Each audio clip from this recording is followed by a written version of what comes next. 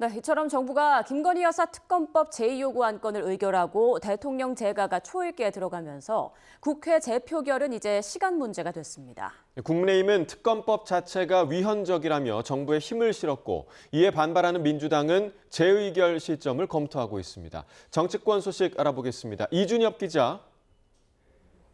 네, 국회입니다. 네, 여야 분위기부터 전해주시죠.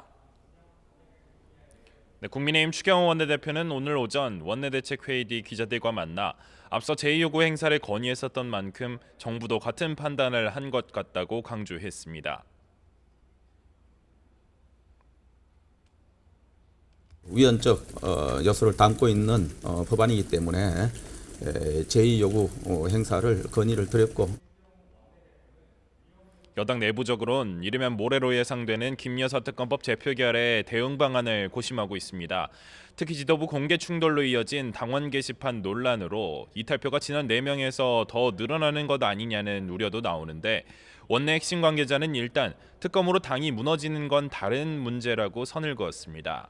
또 다른 친한동원계 인사도 여기서 잘못되면 오히려 오해만 받는다면서 부결 단일 대우를 강조했습니다. 반면 민주당은 조금 전 서울 용산 대통령실 앞에서 긴급 규탄 대회를 열고 윤 대통령이 이승만 정부 이후 최다 거부권 행사 기록을 이어가고 있다고 비판했습니다. 박찬대 원내대표는 박근혜 국정농단 특검의 수사팀장이었던 윤 대통령이 특검을 위헌이라고 주장할 자격이 있느냐고 날을 세웠습니다.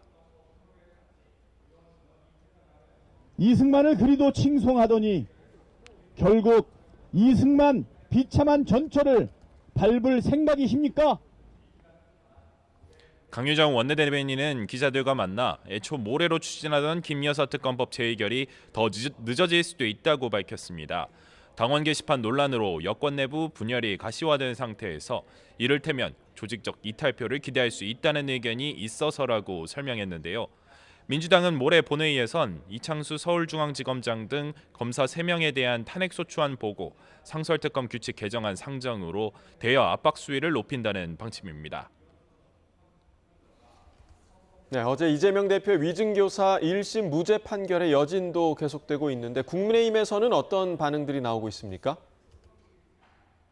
네, 국민의힘 한동훈 대표는 기자들과 만나 이재명 대표 1심 판결에 공감 못할 부분이 많지만 그럼에도 존중한다며 사법 시스템 안에서 바로잡을 가능성이 크다고 본다고 전망했습니다. 이어 민주당도 지난 15일 이 대표의 공직선거법 1심 징역형 선고를 존중하라고 쏘아붙였습니다. 국민의힘 원내대책회의에서도 판결 직후 공존하는 정치를 강조한 이 대표를 향해 진심으로 공존을 바란다면 국정을 마비시키는 야외 방탄 집회부터 중단하라는 지적이 이어졌습니다.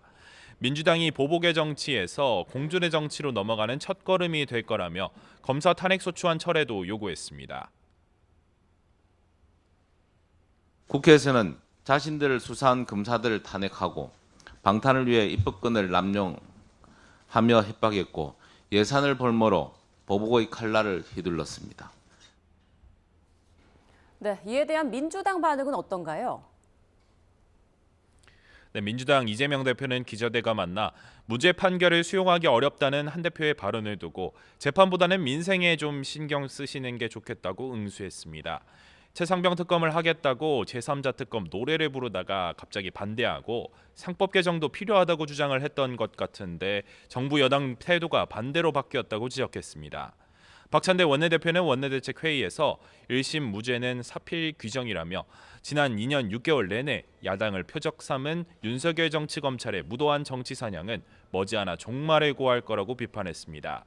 김용민 원내 수석 부대표도 검찰을 향해 묻지마 기소에 사과하라면서 수사권 회수를 넘어 기소권도 민주적 통제 아래 둬야 한다는 필요성이 부각된 것 같다고 주장했습니다.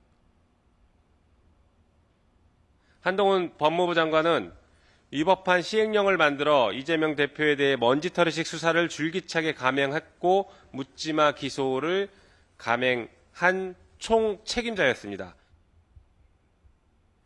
다만 당내에선 재판만 15번인데 이제 산 하나 넘은 것이라며 신중하게 대응하자는 분위기도 엿보입니다.